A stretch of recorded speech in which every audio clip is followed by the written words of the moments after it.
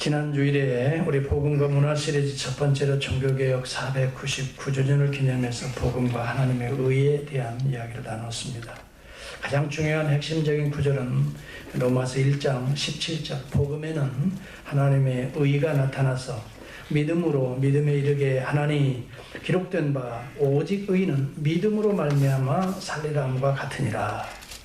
여러분, 예수 그리스도의 의를 믿음으로 받아들이며 이것을 증거하면서 살아가는 믿음의 삶, 이것이 오직 히브리서 12장 2절에도 보면 어떻게 믿음으로 살아갈 수 있을까?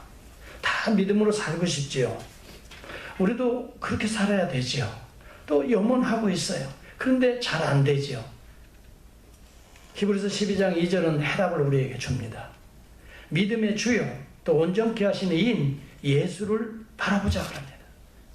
여러분, 우리가 주님을 바라보지 아니하고 우리가 믿음을 가질 수가 없어요. 제너레이터는 주님이세요. 어서는 주님이세요. 믿음의 주는 오직 주님이세요. 우리에게 믿음을 주시는 그 모든 동력은 우리 주님이세요. 그래서 우리를 온전케 하시는 이도 우리 주님이세요. 그래서 주님의 이름을 바라보면서 주의 이름을 부르면서 주의 이름을 바라보면서 계속 주를 향해서 나아갈 때 우리는 온전케 되는 거예요. 그것이 믿음의 삶이 살아가는 거죠. 내 힘으로 해보아도 힘들잖아요. 좀 노력은 우리가 해야 되지만은 정말 내 힘만 가지고서는 안 된다는 걸 얼마나 많이 느껴요. 그래서 주님을 더 의지해야 돼요. 주의 이름을 불러야 돼요. 그래서 주님을 바라보지 않을 수 없어요. 여러분, 신앙생활 하다가 지칠 때가 많아요. 그때도 우리는 주님을 바라봐야 우리 신앙의 경주에 우리가 이겨낼 수가 있어요. 사람을 보지 마세요. 주님을 자꾸 바라보는 영적 훈련을 해야 돼요. 주님의 영성을 바라보세요. 여러분, 예수 그리스도는 성령으로 충만해서 참 하나님의 영으로 충만해서 사셨어요. 환경은 어려웠지만은 육신의 몸을 입고 참 인성은 연약했지만은 하나님의 영성으로 사셨어요. 그래서 우리 주님 바라보면 내가 어떻게 살아야 할까? 주님을 보면은 샘플이 나오잖아요. 주님은 온유와 겸손으로 사셨어요.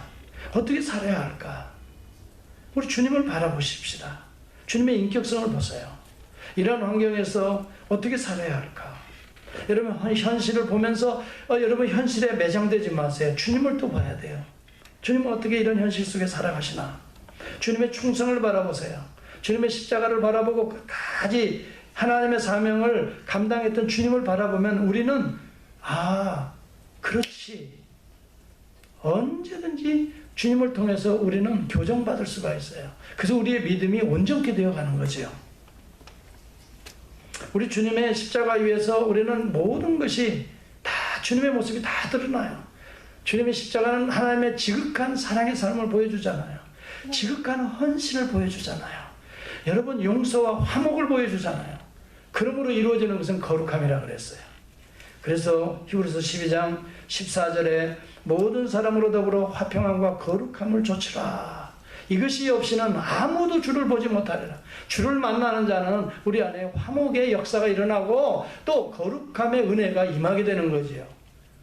여러분, 날마다 주의 이름을 부르며 주님과 동행할 수 있기를 주의 이름으로 축원합니다. 한 주간도 여러분 주님과 동행하고요, 주의 이름을 부르고요, 힘들 때마다 주님, 주님께서 여러분 가운데 화평함과 거룩함의 은혜를 부어주실 줄을 믿습니다. 여러분, 이 믿음을 가지고 살아가는 것이 신앙의 경주에 우리가 실패하지 않고 성공적인 신앙의 경주를 살아가는 거예요. 세상의 것을 취했다고 성공이 아닙니다. 하나님이 보시는 각도는 달라요. 하나님은 진정한 성공을 뭐라고 보느냐? 우리 안에 하나님의 모습이 얼마나 이렇게 확장되고 있는가를 성공으로 보는 거예요. 그래서 우리 주님은 레위기에서 11장 45절에 내가 거룩하니 너희도 거룩하라. 얼마나 하나님 닮은 거룩함이 우리 안에 확대되어 가는가? 그것이 주님이 보시는 관점이지요. 하나님이 보시는 관점이지요. 여러분, 거룩이라고 하는 것을 제가 이야기하면서 이 기도원적인 거룩을 여러분 한때 우리 중세에 수도원적 거룩을 강조했는데요. 그러나 종교개혁 이후에 우리의 실질적인 거룩은 성경적으로 찾았어요. 주님이 말씀하신 너희는 세상의 소금이고 세상의 빛이다. 세상과 분리되는 게 아니라 세상 속에 들어가서 그 속에서 하나님의 영성, 하나님의 인성을 드러내라는 거죠. 이것이 진정한 거룩이라고 그랬어요. 그러니 때로는 소금과 같이 자기 희생이, 헌신이 필요하지요. 그리고 때로는 우리 하나님의 은혜의 빛을 받아서 거기에서 어둠 속에 어둠의 자식으로 살아가는 게 아니라 빛을 발하면서 살아가는 거지요. 이것을 이 안토니 후쿠마라고 하는 교수는 중생의 사회성이란 말로 설명을 해요.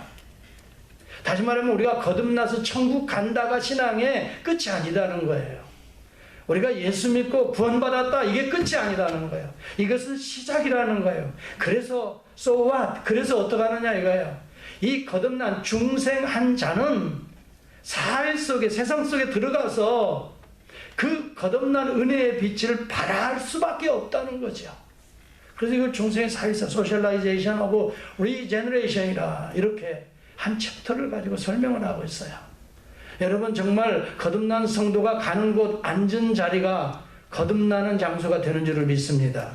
이것이 오늘 이 시대에 우리에게 필요한 거죠. 사도 바울은 오늘 본문을 통해서 뭐라고 말합니까? 그러므로 형제들아, 이 말이 무슨 말이에요? 그러므로, 이 그러므로라는 접속사는 분명히, 오늘 본문을 여러분 다시 한번 집중해서 여러분 성경을 찾아보세요. 지금부터 성경 본문을 들어가. 오늘은 2절밖에 되지 않아요. 짧은 본문이기 때문에 여러분의 성경을 한번 열어보시기 바랍니다. 여기 본문에 보면 그러므로라는 말이 있습니다. 이 접속사는요, 위와 아래를 연결해 주는 거예요.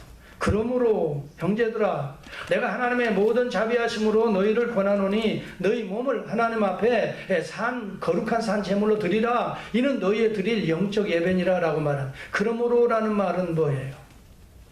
하나님이 죄인을 구속하시고 너희에게 성령을 부어주셔서 이제는 너희가 연약하지만 성령이 너희 연약함을 도우셔서 하나님을 사랑하는 자, 로마서 8장 28절에 곧 그 뜻대로 부르심을 입은 자들에게는 모든 것이 합력하여 선을 이루기 때문에, 이게 로마서 1장에서 11장까지 전체적인 하나님의 구속의 역사를 다 담은 내용이에요. 그러므로 우리는 이렇게 살아야 된다. 이 제사의 삶을 살 수밖에 없다. 제사는 뭐예요? 이 제사는 예수 그리스도가 자기 몸을 제물로 드려 하나님과 우리 사이를 화목케 하시고 우리에게 거룩함을 주셨으니 우리도 예수님을 닮아 주를 바라보며 제사의 삶을 살아야 된다. 이렇게 한마디로 1절에서 규정합니다. 이 제사의 삶은 한마디로 말하면 죽고 사는 거예요. 날마다 우리의 삶이 죽고 사는 거예요. 여러분, 이것이 죽고 산다는 게 뭐예요? 내가 죽고 예수가 산다는 거예요. 내가 죽고 땅이 죽고 하늘이 산다는 거예요. 그래야 이것이 이 땅이 하나님의 나라가 임하는 거예요. 오늘 그래서 이것을 구체적으로 이 세대를 본받지 말라 이렇게 말합니다. 이 세대 속에 들어가서 본받는 게 아니에요. conform 하는 게 아니에요. 같이 춤추는 게 아니라 이 말이에요. con이라는 말은 CO에는 함께 together라는 말이 있어요. conform, form은 형성하다, 이루다라는 말이에요. 합쳐지면 함께 섞여서 이루어 가지 말라는 거예요. 우리는 세상 속에 살지만 사실은 구별되어 있는 존재인 거예요. 거듭난 존재인 거예요. 그 속에 들어가서 하나님의 거룩한 그리스도의 모습을, 향기를 드러내라는 거예요.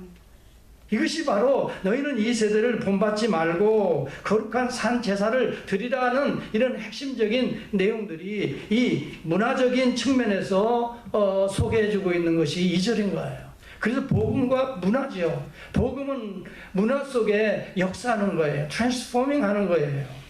복음은 이 문화와 떨어져 있는 게 아니에요. 때로는 어느 시기에는 그걸 떨어져서 분리주의자들은 또 그렇게 보기도 하지만은, 또 또 어떤 중세 시대에는 그 문화의 위에 서서 군림하는 어떤 그런 above the culture의 그런 개념으로 이 그리스도의 복음이 존재하기도 했습니다만은, 원래 성경적인 복음의 개념은 그 속에 들어가 이 시대의 문화를 어떻게 해요? 트랜스포밍, 바꾸어 다시 만들어내는 거예요. 새로운 문화로 만들어내는 거죠. 여러분들이 들어가는 곳에서 새로운 문화가 형성된다는 거예요. 이게 놀라운 것이요. 이게 죽고 사는 문제거든요. 그래서 사도 바울은 이 오늘 로마서 12장 1절과 2절을 통해서 이 복음과 문화의 개념을 너희가 들어가서 죽고 사는 개념으로 산 제사로 말하면서 동시에 이 세대의 문화 속에 들어가서, 다시 말하면 내가 희생함을 통해 내가 죽고 내 욕심이 죽고 명예심이 죽고 내 자존심이 죽고, 그러면서 내 안에 거룩한 예수 그리스도의 화목과 사랑과 희생과 헌신으로 이 시대의 문화들을 개혁해 나가라는 그런 의미로 우리에게 소개해 주고 있는 거예요. 여러분, 이 시대의 문화는 어떤 문화입니까? 아담의 문화라고 말하지요. 창세기 3장에 보면은 아담이 선악과를 따먹지 말라고 하신 하나님의 말씀보다는 이 사단이 들어와서 그 선악과를 뭐라고 말합니까? 이 선악과를 먹으면 하나님과 같아지게 될 거야. 그래서 그걸 따먹는 거 아니에요. 자신이 하나님이 되겠다는 거 아니에요. 하나님과 같이 그렇게 판단하고 하나님과 같이 선악을 분별하고 하나님과 같은 위치에서 군림하겠다는 거 아니에요. 이게 아담의 문화 아니에요. 이게 에덴의 최초의 타락하는 문화가 바로 하나님의 위치를 탐하는 거예요. 우리는 하나님의 위치를 탐하는 자가 되어서는 안 됩니다. 하나님의 말씀을 듣고 오늘 그대로 순종하는 피조물인 거예요. 여러분, 우리는 하나님의 위치에 오르려고 하는 그 자체가 인본주의의 핵심이에요. 모든 인간들은 자신이 하나님의 위치에 오르려고 해요. 이것도 교만인 거예요. 여러분, 선악을 알고 분별하고 판단하고 우리를 다스릴 수 있는 건 유일하신 분은 하나님이신 줄을 믿습니까? 하나님께서 말씀하신 그대로 우리가 통치를 받아야 될 위치에 있는 거예요. 그러나 인간들은 하나님이 되리라. 그래서 여러분, 실제적으로 짜라투스라는 이렇게 말하였다라고 하는 니체의 책 속에 보면 하나님은 죽었다, 그래서 인간이 하나님의 위치를 점하는 것을 말하고 있는 거예요. 여러분, 하나님께서는 우리에게 이 세상을 아름답게 창조하셨는데 오늘도 어둠의 세력들이 자꾸 그 하나님의 통치를 거부하고 인간을 통치자 위에 올려놓고 있어요. 그래서 여러분, 하나님의 대리의 역할을 해야 되는데 하나님의 말씀을 붙들지 않는 거예요. 오늘 그렇다면 여러분과 저는 아담의 문화 속에 사는 자예요. 여러분이 거하는 곳, 여러분의 가정, 이 하나님이 통치하시는 곳이 되어야 되는데, 하나님의 말씀이 분명하게 서 있어야 되는데, 이 인간적인 생각으로, 자기의 경험으로, 자기가 알고 있는 것으로 뭔가를 움직여 보려고 하는 거예요. 이것이 아담의 문화예요, 에덴의 문화예요. 노아의 문화는 향락의 문화예요.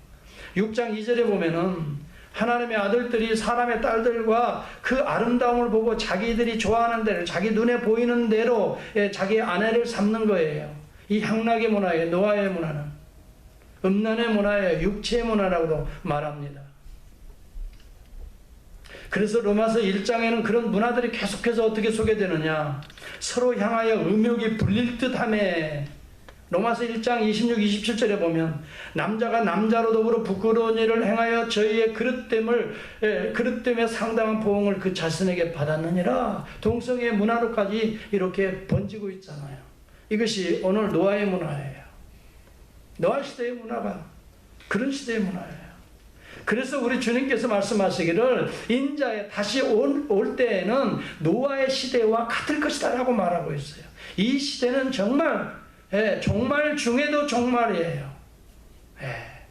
그 시대를 우리가 지금 현재 보고 있는 거예요. 여러분, 이 시대 문화는 또 어떻습니까? 이 세상은 바벨의 문화예요.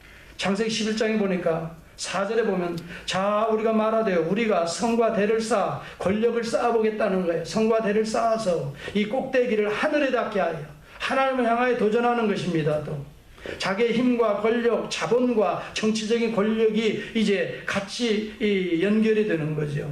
우리의 이름을 내고 이제 명예심이 함께 이제 연관이 되는 거죠. 온 지면에 우리가 흩어짐을 면하고 우리의 성을 쌓아보자. 결국은 이것이 바벨의 문명이 바벨탑의 저 그림이 나오는데요. 그렇게 해서 계속 쌓아가는 거예요. 하나님께서 그걸 흩으셨다 그랬어요.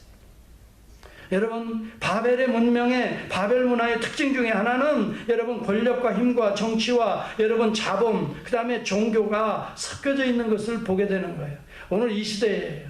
그리고 요한계시록의 13장의 18절에 보면 오늘 이 짐승의 숫자 666이 나오는 거예요. 이것이 바벨의 문명의 특징 중에 특징이에요. 666은 무엇을 의미합니까? 인본주의예요. 거기에다 권력이요, 정치 권력이요, 종교 권력 다 합세해서, 그래서 하늘에서 떨어진 이 붉은 용이 바다에서 올라온 짐승에게 권세를 줍니다. 땅으로부터 올라온 짐승에게 권세를 줍니다. 그들 속에서 우상을 만들게 하고 모든 자들에게 섬기게 만듭니다. 이 우상, 짐승의 우상에게 경배하지 않는 자들은 다 이 죽임을 당하는 그런 시대의 문화입니다. 오늘 이 시대의 문화가 그렇다는 거지요. 이것을 요한은 세 가지로 요약했습니다.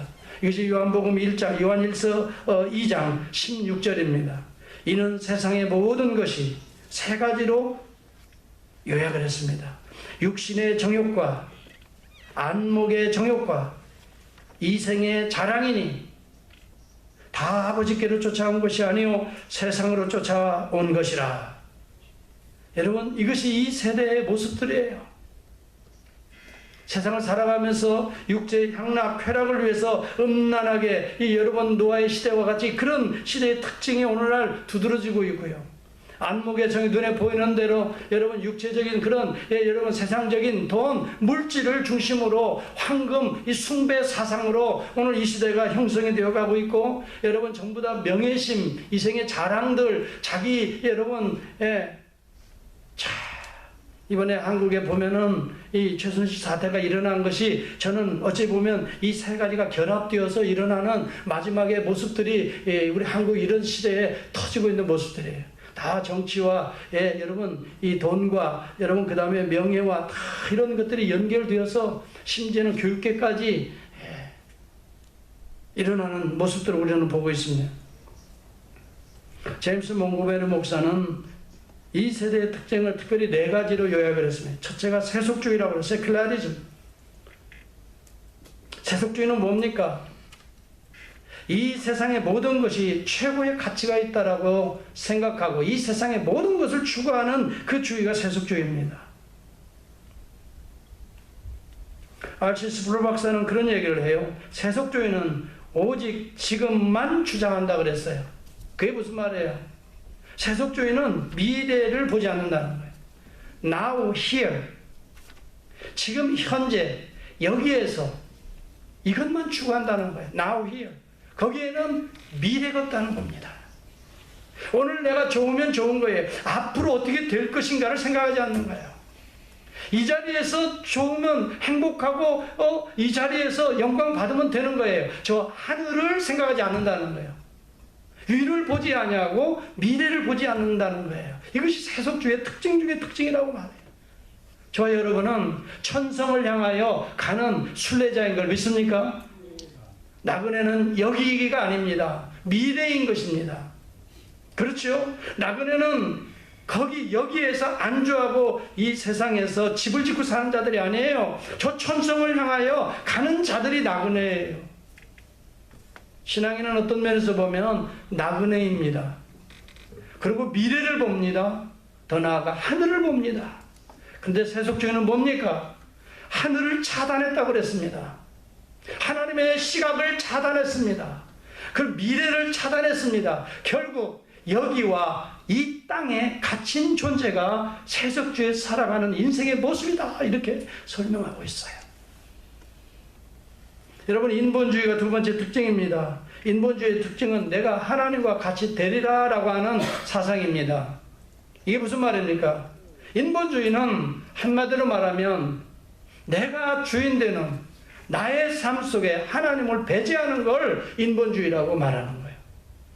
여러분 로마서 1장에서 이 11장까지 쭉 보면은 모든 것이 하나님께로부터 시작되고 하나님으로 말미암고 우리는 제사의 삶이다. 제사의 삶이 구체적으로 이 세대에 나타나서 새로운 모습으로 변화되어야 된다. 이것을 지금 이야기해요. 복음과 문화에 대한 이야기를 하고 있어요. 여러분, 인본주의는 우리들의 삶 속에서 하나님을 배제하는데요. 저와 여러분은 하나님이 중심이 되고요. 매 순간 주의 이름을 부를 수 있기를 축복합니다. 제가요, 이것을 많이 강조하는 이유가 있어요.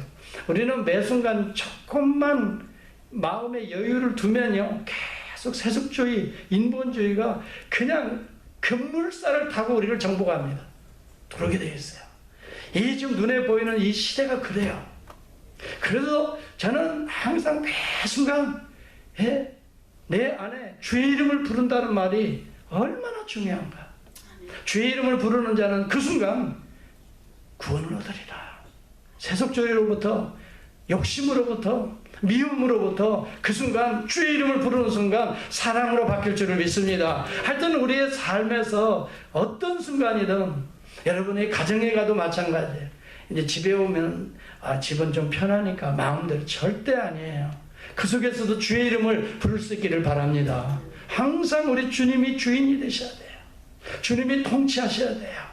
주님을 배제하면 그때부터 세속주의요, 인본주의의 물결이 저와 여러분을 꽉 사로잡습니다. 세 번째는요, 상대주의입니다. relativism. 이 말은 모든 진리가 다 진리다라는 거예요. 그게 무슨 말이에요? 여러분, 모든 진리가 진리인가요? 절대적 진리만 진리인 거예요. 하나님의 말씀만이 진리인 거예요. 그런데 이 세상의 모든 진리가 다 진리다라고 말하는 거예요. 시카고 대학의 유명한 교수가 있습니다. 알렌 블룸이라는 박사입니다. 이분이 그런 이야기를 합니다. The Closing of the American Mind라는 책을 썼어요. 제가 그걸 가지고 공부를 하면서 느껴진 게 그게요. 그게 무슨 말이에요? American Mind. 이 미국의 지성이 이제는 다 죽었다 이거예요. Closing of the American Mind. 대부분의 젊은이들이 진리를 상대적으로 깨닫는다는 거예요. 절대적 진리를 상실해버리고 말았다는 거예요. 지금 미국의 문화가 그리 흘러가고 있다는 거예요. 절대적 노마티브한 놈이 없어졌다는 거예요. 여러분, 21세기에 그 프란시스 A. 쉐이퍼 박사가 있습니다. 그분이 쓴 책 중에 아주 귀한 책 중에 하나가 있어요. How should then we live라는 책이에요. How should then we live? 그러면 우리가 어떻게 살 것인가? 그렇게 번역되어 있어요. 한국말로. 여러분, 이건 좀 어려운 책이에요. 그래서 우리 성도님들이 보기에는 조금 졸음이 올 거예요. 그건 이 서구 문명의 이 시작부터 시작해서 서구 문명의 몰락까지를 쭉 분석하는 거예요. 기독교적 관점에서. 서구 문명이 한때 부흥했잖아요. 세계를 지배했잖아요. 그러면서 이제 몰락하는 과정들을 쭉 분석하는 책이에요. 그 책을 보면은 서구 문명의 지향점이 이 땅에서의 삶, 경제의 풍요였어요.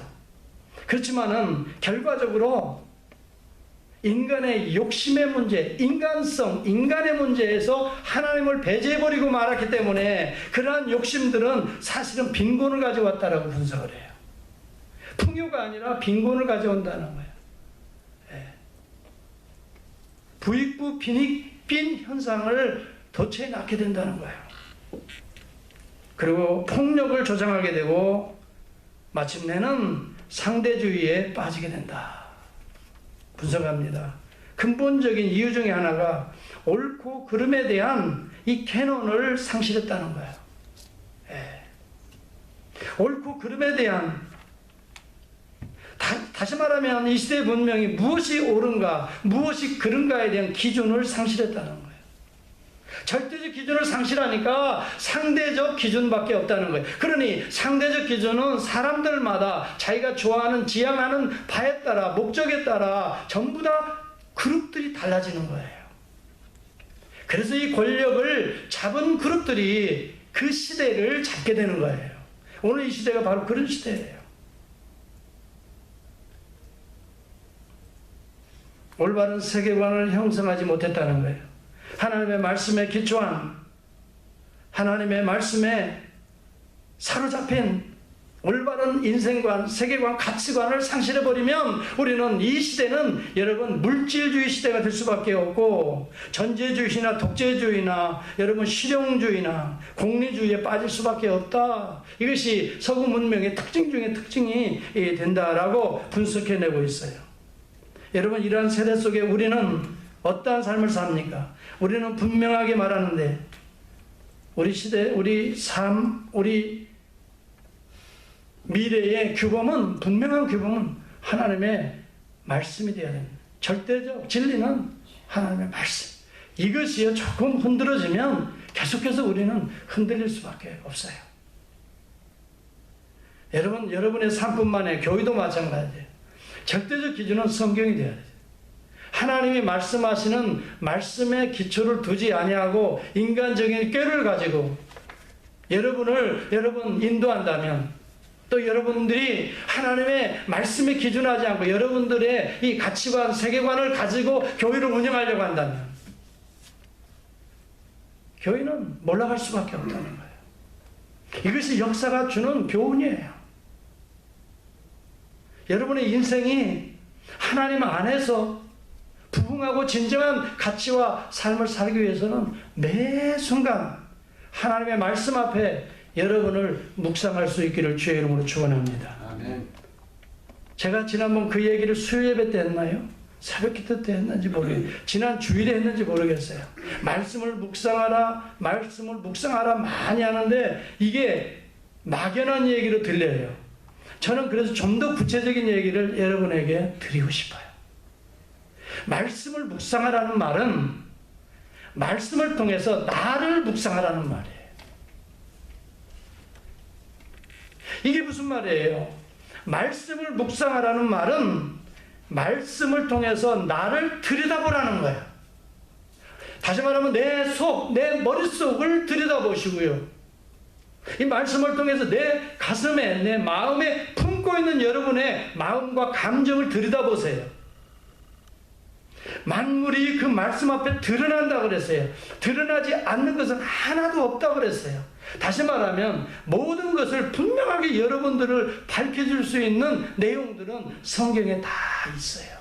이것이 여러분의 규범, 노마티브한 것이 될 때에 하나님께서 여러분 속에서 여러분의 문화를 바꿔가실 줄을 믿습니다. 그래서 여기에 그런 내용이 나오잖아요. 그러므로 너희는 이 세대를 본받지 말고 그 다음에요 뭐예요? 마음을 새롭게 하여 어떻게 해요? 변화를 받아. 하나님이 무엇이 기뻐하시는지, 하나님이 무엇이 하나님께 정말 영광이 되는 것인지, 온전하신 뜻인지 이것을 자꾸 분별해 가라는 거예요.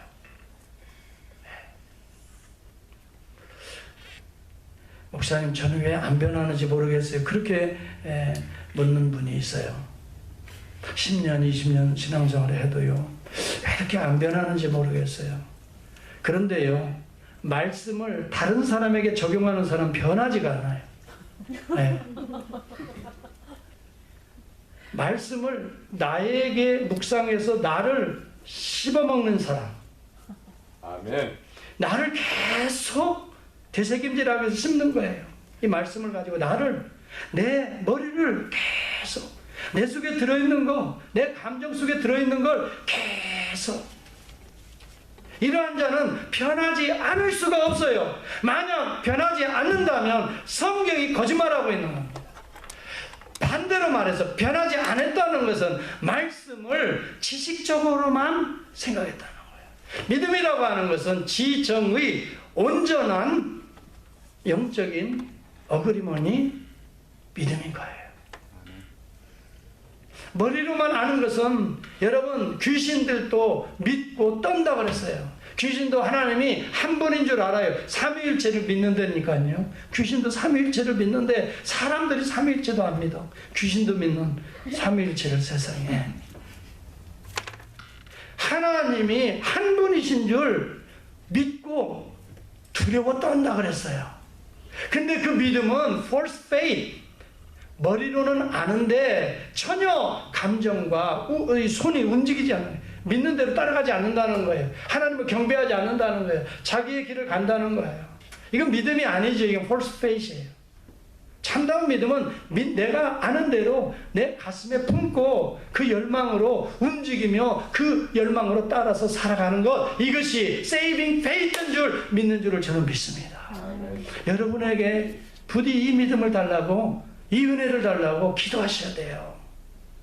어떤 사람은 수십 년 다해서 교회에 뭐 이런 거 잘 알지만 내 감정이 전혀 메말라 있다면 여러분 이 가슴을 품고 하나님께 주여 나에게 이 믿음을 주옵소서 기도해야 해요. 그리고요 여러분 이것이 변화를 가지고 와야 돼요. 저는 여러분에게 이런 말씀을 전하지만 저는 제 자신을 봅니다. 참 정말 많이 변했어요. 또 변하고 있어요. 그런데요 앞으로 더 멋있는 사람으로 변할 줄을 저는 믿어요. 아멘. 참 어찌 보면 멋있는 사람이에요. 옛날에는 그렇게 멋있지 못했어요. 나도 내 속을 보면 욕심도 많고 명예심도 많고 참 간사한 데도 많고, 어떤 사람은 아주 정의로운 것 같으면서도 간사한데 또 막상 나의 이권과 부닥치면요 어떻게 간사한지 그런 것도 많고, 뭐 무서워하지 않는 것 같으면서도 어느 순간은 그냥 두려워하고, 이게 얼마나 유치한지 내 자신이. 그런데요 하나님 앞에 계속 어느 순간 말씀을 나에게 적용하자. 내가 먹자. 내가 이거 잘근잘근 한번 해보자. 이게 묵상이라는 걸 알고 나서부터 계속요 나를 묵상하게 돼. 그래 나를 묵상하게, 말씀을 통해서 나를 묵상을 시작하는데요 정말 멋있더라고요. 너무 은혜가 돼요. 내 부끄러운 것들은 즉시 알아. 왜? 말씀이 다 드러내시니까. 그러니까 그것이 내 속에 있단 말이에요. 여러분 뭐 박근혜 대통령을 막 뭐라고 최순실 뭐라고 하죠. 사실은 그보다 더한 국정농란을 내 안에서 하고 있는 거 아십니까? 하나님이 왕이신데 내가 얼마나 꾀부리고 국정농란을, 하나님 나라의 농란을 내 안에서 하고 있는 것 여러분 한번 생각해 보셨어요? 제가 최순실이 다 뭐라고 손가락질하지만 사실은 이 한 손가락은 그리 행할지 몰라도 나머지 네 손가락은 자신을 한번 생각해. 나는 하나님 앞에 정말 어떻게 살고 있어요? 국정농란 안 하고 있어요? 잘 순종하며 살고 있어요? 그를 이용해서, 하나님을 이용해서 내 명예와 내 이 세상적인 것 막 취하지 않았어요? 나는 그걸 보고 어느 순간 깜짝 놀랐어요. 내가 최순실 씨 뭐라고 할 게 아니구나. 이 하나님 농락한 게 내 안에 너무 많은 거예요. 그래서 회개하고 주님 앞에 주님 보혈로 씻어서 달라고. 근데 감사한 건요 십자가가 있다는 게 그렇게 감사해요. 아무리 그런 일이 있어도 십자가 앞에 나오면요 엎드리면 무조건 100% 용서를 받는 거예요.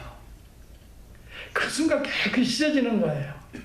씻어지는 순간 나는 자유함이 오는 거고 힘이 오는 거예요. 그리고 내 안에 그리스도의 의의가 다 덮어져 있는 거예요. 그러니 누가 뭐라고 그래도 그 부분에 대해서는 이제는 뭐예요?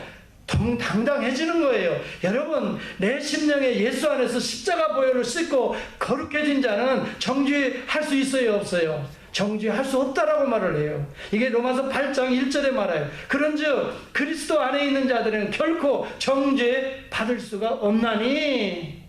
예수 그리스도의 성령의 법이 죄와 사망의 법에서 우리를 어떻게 했어요? 건져냈어요. 다시 살게 했어요. 나는 이미 내 죄는 예수와 함께 죽었어요. 그리스도 안에 다시 살았어요. 새 마음으로 새 옷으로 거듭난 옷을 또 입고 나가는 거예요. 여러분, 이것이 목욕탕이잖아요.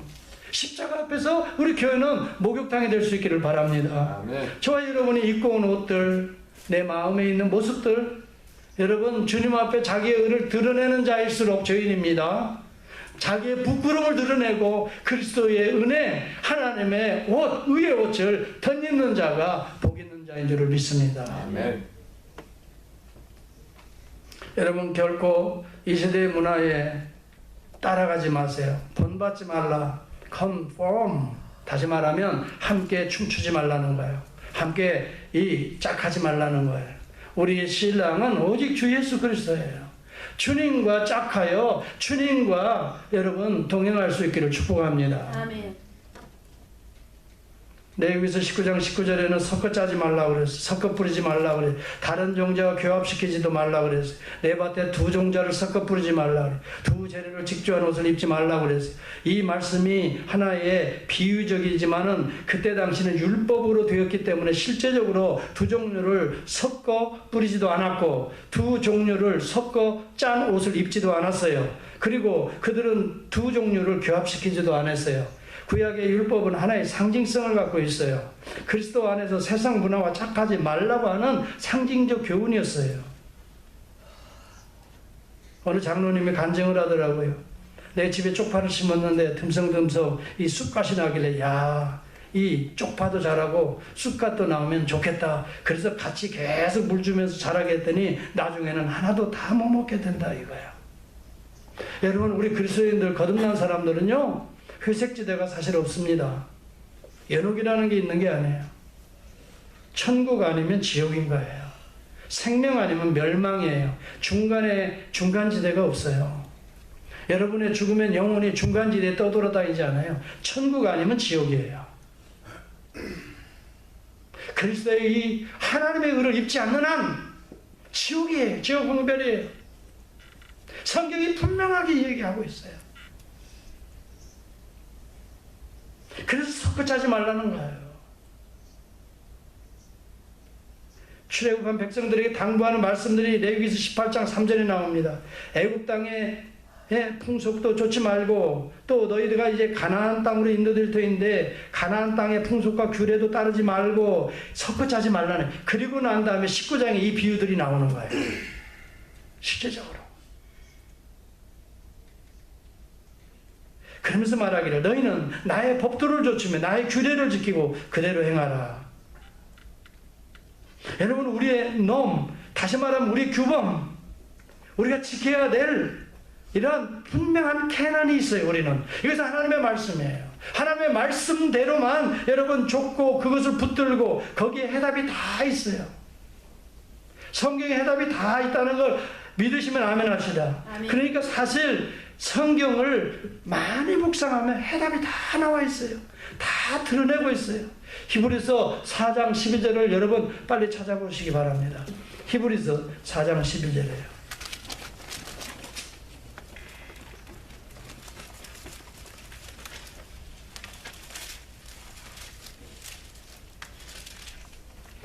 찾으셨나요? 같이 한번 찾아보겠어요.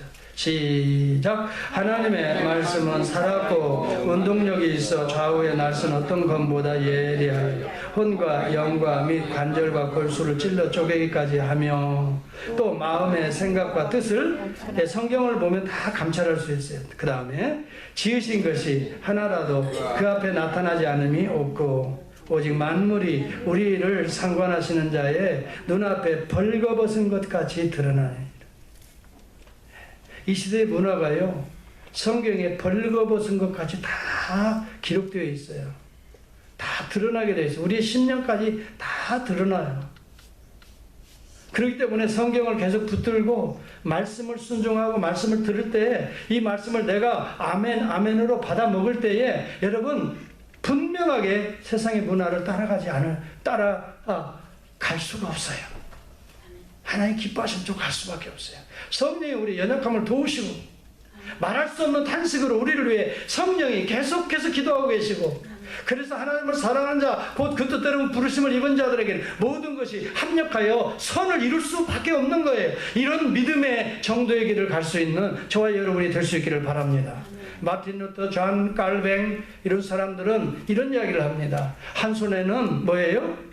성경을 들으라고 그랬어요. 한 손에는 신문을 붙들라고 그랬어요.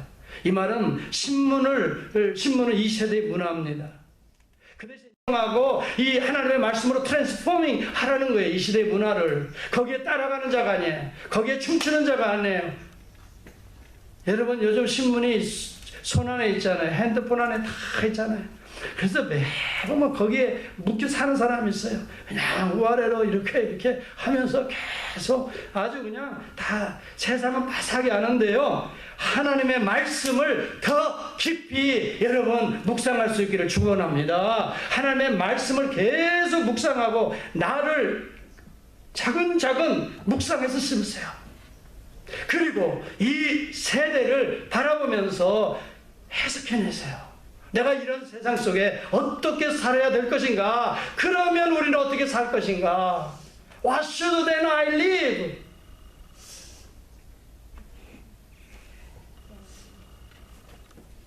세상을 따라가고 함께 컨폼 거기에 일조해서 똑같이 만들어가는 자들이 아니라 이 말이에요. 우리 그리스도인들.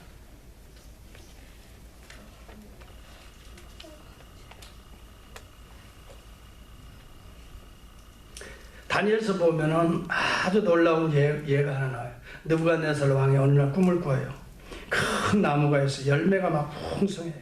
새들이 모입니다. 들짐승들이 그 열매 떨어지는 걸 주워 먹습니다. 혈기 있는 자들, 사람들도 그 밑에서 그 큰 나무 밑에 열매들 아주 주렁주렁한 그 열매들, 다니엘 4장에 나오는 그 꿈을 꿔요.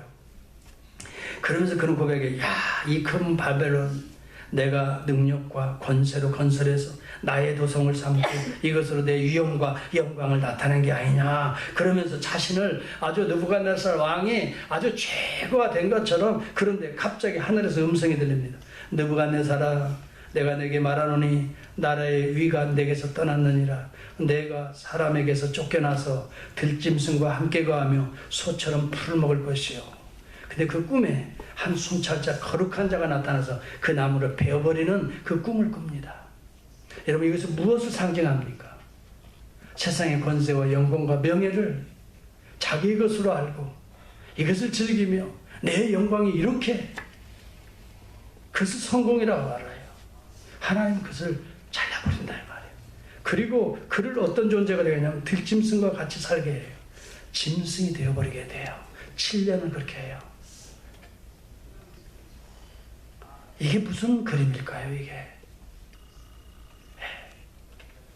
여러분, 이 세상의 삶이 목적이 되고 그 영광이 목적이 된다면 하나님 우리를 베어버리세요. 이 세상에 우리가 분명히 존재하지만 우리는 우리의 영광을 위해 사는 자가 더 이상 아니라는 거죠. 하나님의 영광을 돌려드리고 우리에게 주어진 여건, 재산, 권력, 모든 것을 하나님을 대리해서 사용하는, 오늘 우리는 청직이라는 사실을 기억해야 돼요. 이번 자녀들도 여러분의 것이 아니에요. 하나님이 여러분의 가정에 주신 하나님의 기업이라 그랬어요. 성경은 분명히. 이 아이들이 잘 되어야 됩니다. 하나님의 영광을 위해서 아름답게 성장하는 우리 자녀들이 되기를 축복합니다. 여러분, 그래서 기도해야 되고 아이들에게 바른 가치관과 기독교적 세계관을 심어줘야 돼요. 여러분의 기업이 잘 되기를 저는 날마다 기도합니다. 그래서 여러분들이 성공하고 이 세상에 돈 많이 벌, 그게 문제가 아닙니다. 이것을 통해서 하나님의 영광과 여러분을 통해 이웃과 여러분을 통해 교회가, 여러분을 통해서 하나님의 나라가 어떤 모습으로든지 확대되어지고 확장되기 위해서 여러분의 기업이 잘 돼야 될 줄을 믿습니다. 아멘. 여러분 공부하는 것도 잘 돼야 됩니다. 세상의 권력도, 세상의 여러분 이 교육계도 들어가서 여러분 위치를 정하고 여러분 성공해야 됩니다. 그 목적이 여러분의 영광이 아닙니다. 아버지의 영광을 여러분을 통해 드러내자 하는 말입니다. 이것을 위해 우리는 부름을 입고 있다는 거예요. 그래서 이 세대를 여러분이 들어가서 알아서 어떻게 해요? 변화시키는 거예요. 한 사람이요. 내가 어떻게 아닙니다. 여러분을 통한 하나님이 역사할 줄을 믿습니다. 그 루터 한 사람을 통해서 이 놀라운 기적의 역사가 일어났지 않습니까? 이게 종교개혁 아니에요. 아유, 목사님 나는 뭐지 나이도 다 아니에요. 모세를 보세요. 80세에 부름받아가지고 구원자가 되잖아요. 아유 나는 뭐 미국 땅에 와서 그 작자다. 그렇지 않아요. 다니엘과 세 친구들 보세요. 위대하게 되잖아요. 그런데 그 위대한 것을 성경은 성공이라고 말합니까? 하나님의 나라를 그들을 통해서 증거하고 세우고 있기 때문에 성경에 그 스토리가 기록하고 있는 거예요. 요셉이 총리 대신 됐으니까 우리도 요셉처럼 이렇게 됩시다. 여러분 요셉이 애굽의 총리 대신 돼서 성공해서 성경에 기록된 게 아니에요. 그 성공이 그 위치가 하나님의 나라를 세우고 그렇죠? 나라를 세우잖아요. 애굽에서 그 나라를 키우잖아요.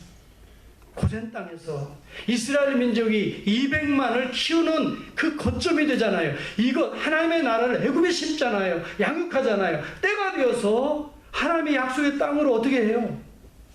트랜스포밍 이전시키잖아요. 이것이 요셉의 성공이다 이 말이에요. 여러분 눈에 보이는 것이 아니라 이것은 매터리얼리즘이에요. 눈에 보이는 것이 성공이 아니에요. 그것을 통해서 나타나는 영적인 세계가 여러분의 성공, 여러분의 축복이 될 수 있기를 바랍니다. 아멘. 기도하겠습니다. 그러므로 너희는 이 세대를 본받지 말고라고 말합니다. 저와 여러분 어떻습니까? 세상 사람들이 좋아하는 그 길로 갑니까? 아니면 무엇이 하나님의 뜻인지, 무엇이 하나님 기뻐하실지 그 속에 거룩함을 드러내기를 원하십니까? 한번 이 시간 주님 나에게 이런 은혜를 주시옵소서. 우리의 믿음의 눈을 열어주시고 내 심령의 변화에서부터 거룩한 이 역사가 시작되게 주옵소서. 우리 같이 한번 동성으로 기도하겠습니다.